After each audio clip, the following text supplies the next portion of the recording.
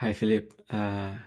Welcome to this chat about the Awareness Intensive and for sharing your experience with it or during the retreat or the process.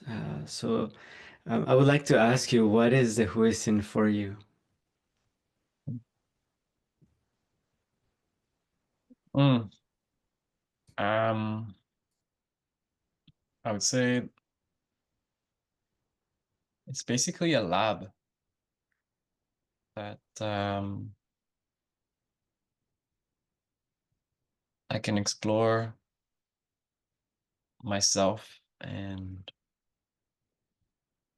focus, focus again and again into my experience,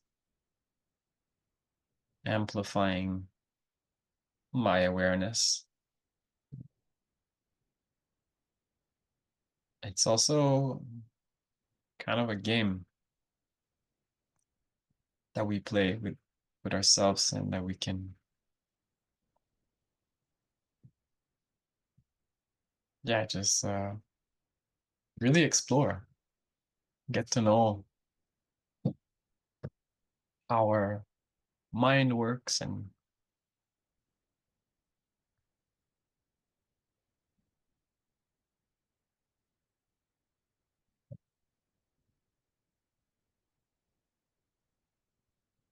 also a way to meet people and deep intimacy, instant and personal intimacy, which is a gift that's very rare that people access this vulnerability um,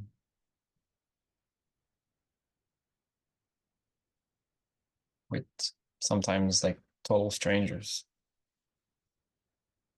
So it's yeah, a lot of things.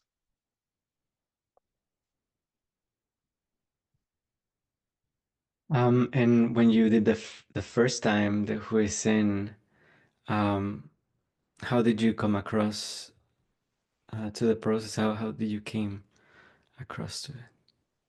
Mm. It was a workshop that was preceding a silence retreat in this community in Costa Rica named Pachamama. I had basically just arrived in the community and and yeah, I wanted to do the silence retreat and the Who's In was the introduction to it. So I was like, yeah, let's go check it out. I had really no idea what it was about, except for that it was pretty intense and demanding. And yeah, it was.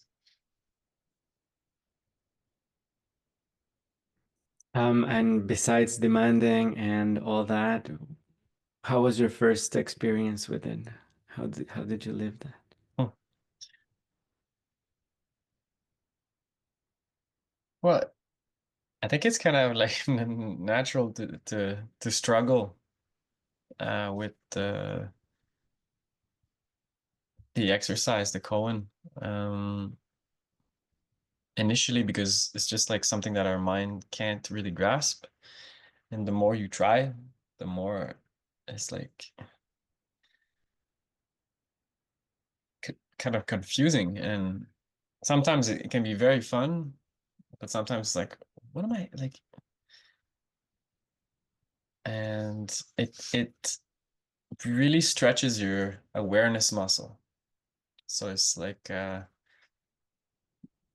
think for most people, it's not a muscle that we practice exercise like daily unless you meditate or so I was tired. I was like stretched out and then given that, like it draws out all the emotions, like it just increases the intensity of your experience and then it brings up all this stuff. So I think I cried, like I laughed, I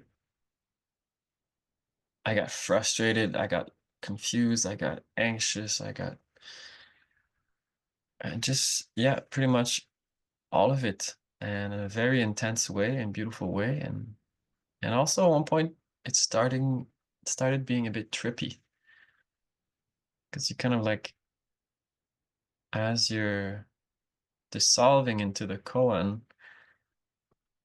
as you're getting crazier and crazier, I felt I was accessing like another frequency. And I would sometimes just close my eyes and just like, wow, like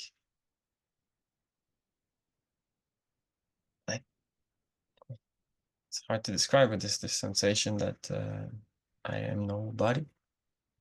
I have no body and I am nobody. And just this pure like light, or I don't know what it was. And just like you just close your eyes and then it's like right there, accessible. And I was like, this is crazy. Like I haven't taken any medicine or, and here it is. Like I don't know what it is really, but that which is. Yeah.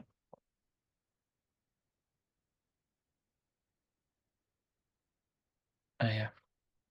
Uh, and also it's like it's crazy because it draws the beauty out of people after like the second or third day, like as much man as woman, like everybody seems so fucking gorgeous and their eyes are shiny and just like there's this, yeah, depth of connection and love. And even if we don't know each other, it gives this. So the first one was pretty spectacular. uh, I fell in love also. This girl that we started talking for the first round, and the second round she wasn't able to talk anymore. We're meant to talk, and she wasn't able to, and then she just started crying, and I just started crying, and then for the last three rounds we had together, we just looked into each other's eyes. I know that's like kind of cheating, but just yeah, the vulnerability and the transparency in the state in which you meet. It's like kind of like you can see the other person's soul.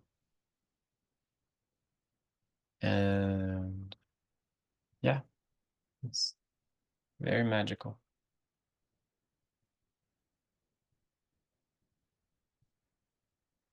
And what happened after that? After that experience, um, what happened in you? Like, and did you notice that that same happening in your day to day or after the retreat, or what happened then?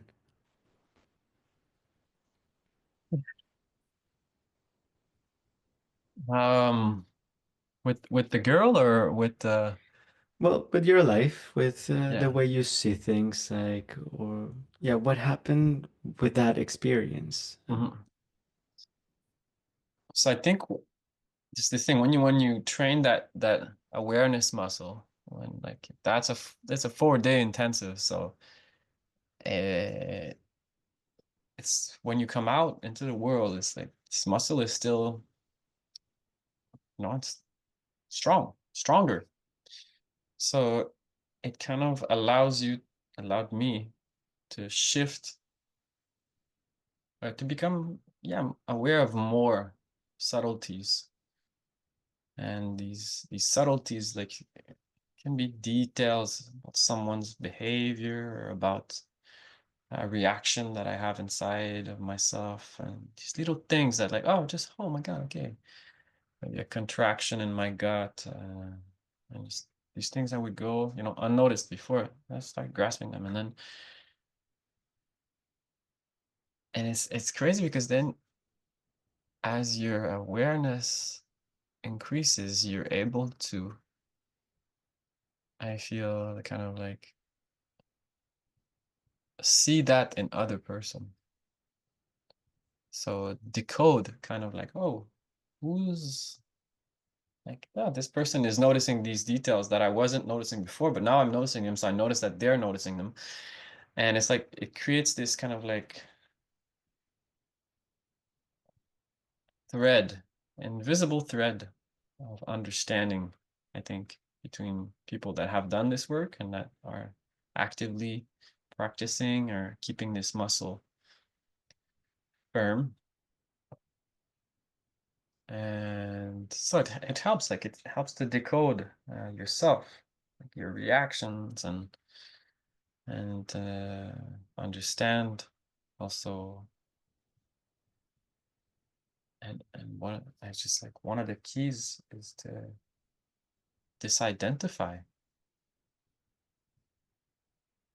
because so much is happening at once, pretty much all the time. So much is happening, and it just depends where you like you lay your attention. And when you become aware of vast uh, the vastness of all that is happening within you and outside of you, and it's harder to kind of just like stick on one thing and just to identify to one part. So it gives you space. Uh, well, amongst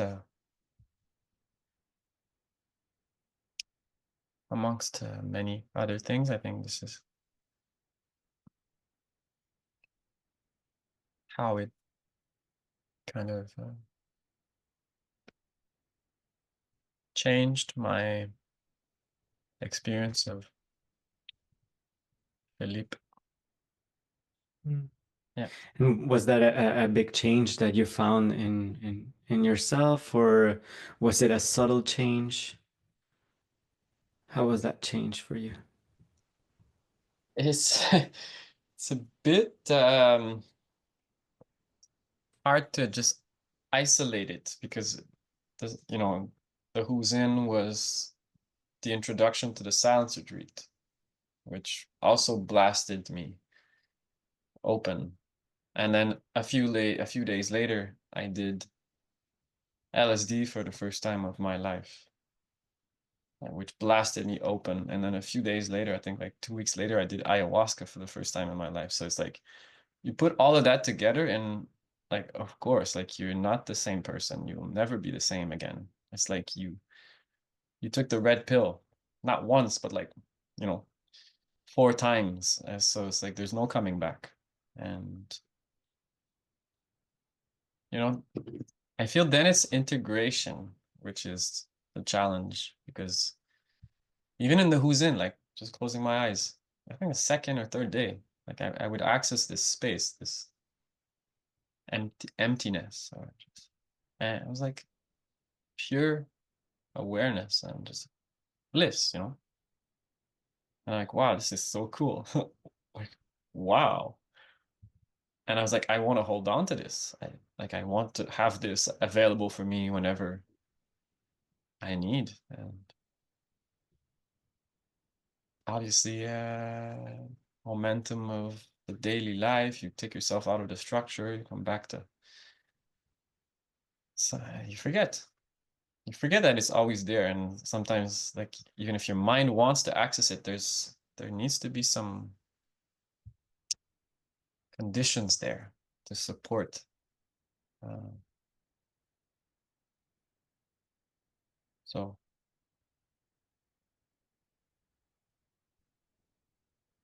and And yeah, mhm. uh, Did you do it again after that first time? I guess you've done it a couple of times, but for the sake of yeah, I did it mm. many times. And the Why do it second, again? Why do it? Why do it again? And well, do it again. Why do it again? Why not do it again? Like, I think if you can relax into it, some people it's very challenging and they can't really kind of access. Uh, um, again, it's just really really challenging for them, and then they will get something out of it, but they don't really get to enjoy it.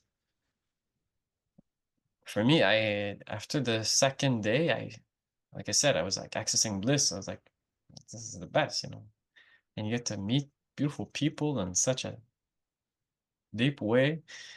So of course, like I wanted to do it the next year, and then the second year was this most challenging one of all of the six time that I did it. The second time because I had expectations and I was comparing, and then I was trying harder to get to somewhere. I don't know where, but I was trying to get somewhere. Be like the perfect mirror, totally unexpressive and cutting myself from. And then, yeah, I went to the facilitator, I think on day 2 or 3, and I broke down crying. I was like, I don't understand what's going on. Like, I am freaking out. Like, I'm just trying to be the best mirror I can, and I feel totally dissociated and separated from people, and it's really hard. And I don't know what she said. It's not really important what she said, but I cried. I had a good release, and then I kind of gave up on trying, and allow myself to be a bit more human. So sometimes I would smile a little bit. Sometimes I would open my eyes, trying to be a good mirror, but still like kind of connecting with people and engaging. And then the joy came back in, and I remember this is one of the things I used to do I think the first 4 years, like I would keep a record of the people that I had broken. So when I mean break someone is that you say something, or you and then they lose it, so they start laughing, like yelling, sometimes like exploding into laughter, and I took pride in that. Like, I guess my child heart was like, this is cool. Like, I think I broke 2 person the first year and then 2 more the second year. And it was like this guy, I remember like he was laughing so much, like wow. And then I lost it at one point because it was so funny. And then the whole room exploded into laughter, and it was like, wow, we are all carried by this. I don't know what it is really, but that this joy or this huge release, like all the tension. And it's usually just like day 3 or 4, people are really stretched, and that was so these moments of laughter, it just kind of like brings you back into your heart, and then you can kind of recenter and go deeper. I think one of the big challenges for me is I was trying to be too rigid in the first year or two, and then from the moment I gave up, then it's like it's good. Like, just every year is different, and after 6 years, it's like, oh yeah, like just cruising, kind of like. So it's not as like at least I would have to do it, I think, longer. This is my feeling. It's like if I want to I'm not getting anywhere, but like the muscle is strong now. So before I get to like stretch it more, I think it would take me more time, more days. Because yeah, 4 days now it's like, wow, I can just relax, connect with myself and other people, and just drop in, drop in, drop in deeper, deeper. So yeah, beautiful. Yeah, it's a nice description. And what is some things or something specific that you say, uh, okay, this is what I usually get, or this is what I got out of it. Is there something specific that you can pinpoint?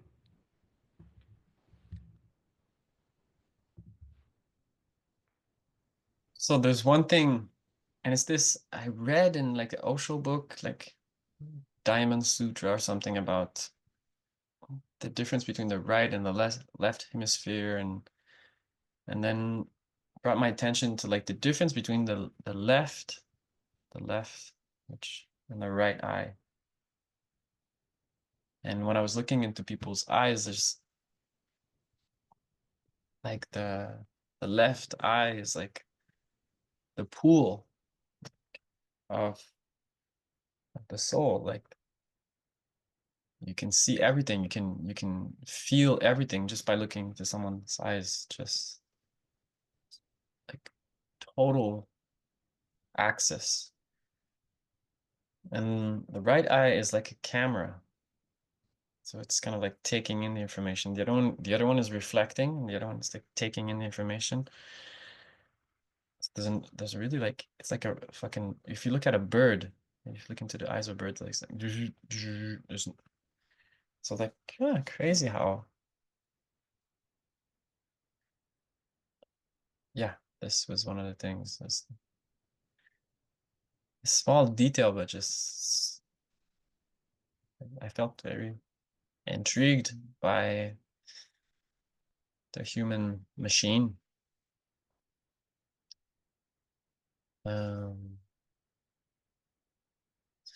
yeah. Then what did I get out of it?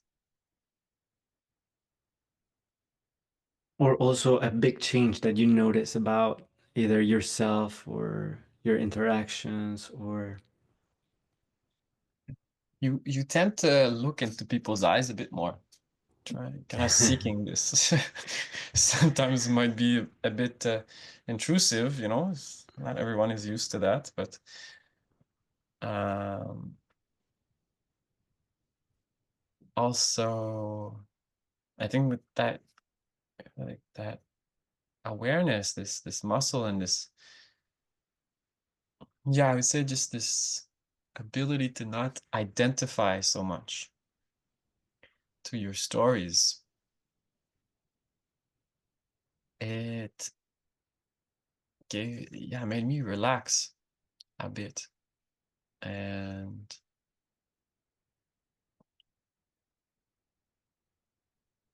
relax into my center. I think that was one of the biggest keys, I think, from the second time and the second and third time was like just like I don't have to engage with the other person's experience. The other person is having their experience. It's theirs. I don't have to engage with it. I don't have to sympathize with them. I don't have to actually even give a fuck. I can just relax into myself, be there, be present.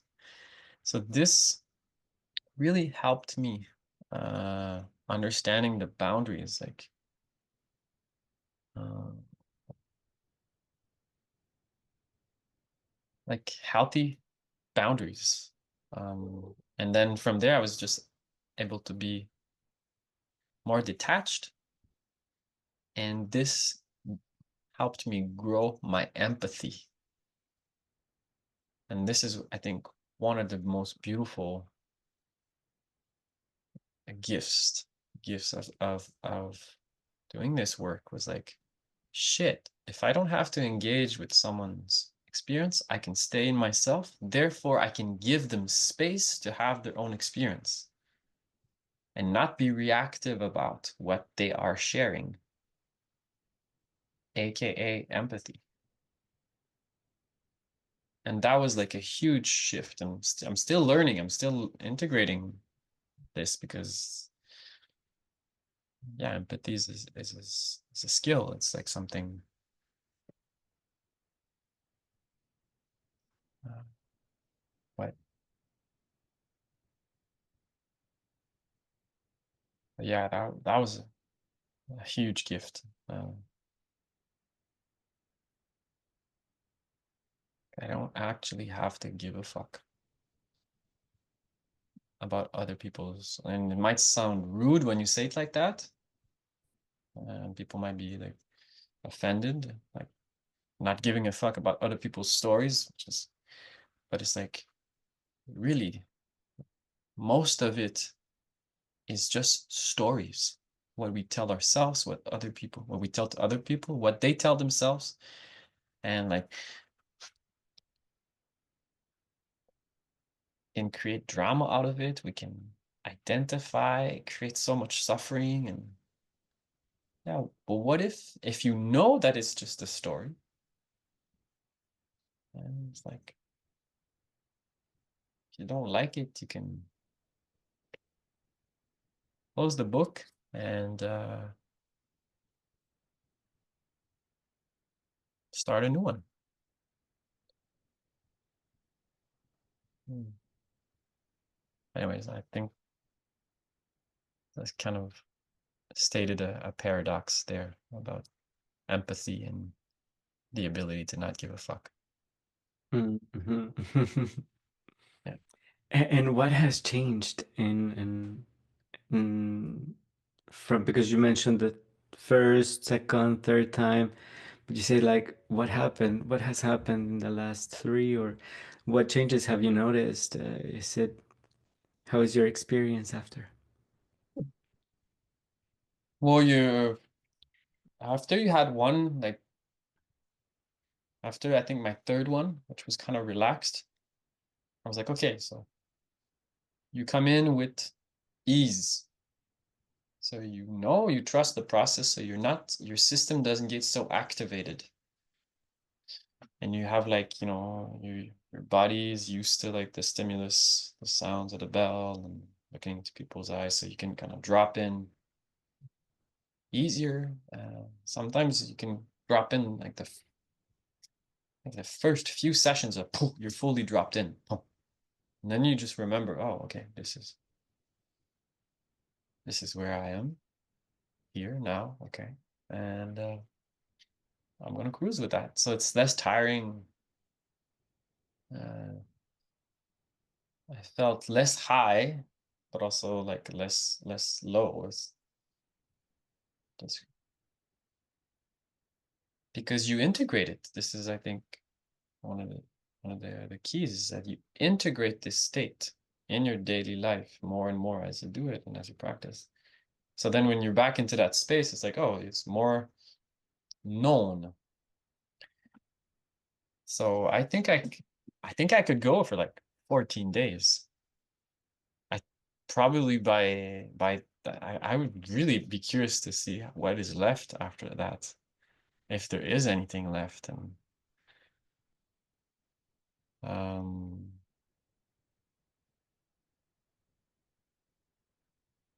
yeah, and then what like if there's no stress, there's no fear, there's no drama, there's barely any identification, it gets kind of boring. So it's like boring. So it's not exciting anymore.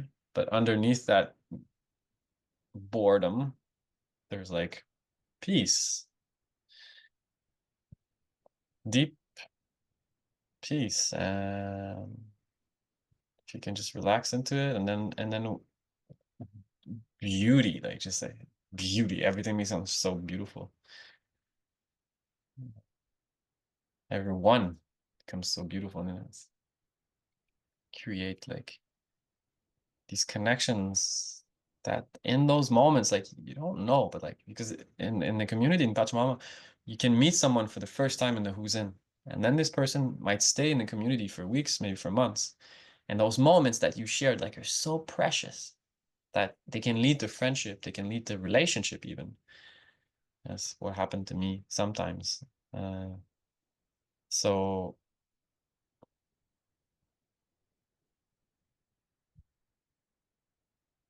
I would say, yeah, like it's a portal,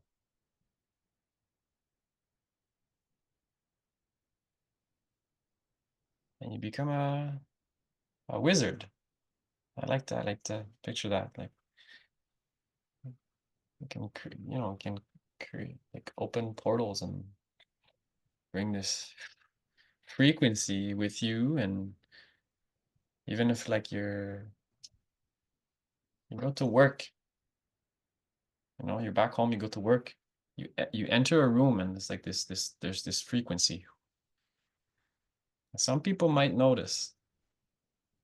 Some people might not notice, but they still feel it. it still affects them. So, so I think we should train like thousands and thousands and thousands of monks and send them into the world so this frequency can like, and then people start relaxing, people start opening up, accessing themselves a bit more. It's contagious. It's like a virus, but like a good one. Yeah. Yeah, and just last few words for like people that have never done this process and Well, if you're afraid of doing it, it's good. It means that you're you're respecting um, you're respecting the potency of the process, uh, which means that you should probably do it. Um, yeah, and and I think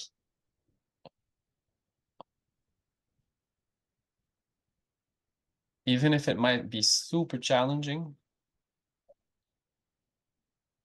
only good can come out of it. It's a gift. Um, and yeah, I wish we would share that with kids, so that they can know this place from a young age and come back to it whenever they need. Yeah. thank you for your shares and the words and the cool experiences that you lived. So Yeah. Thank you. Not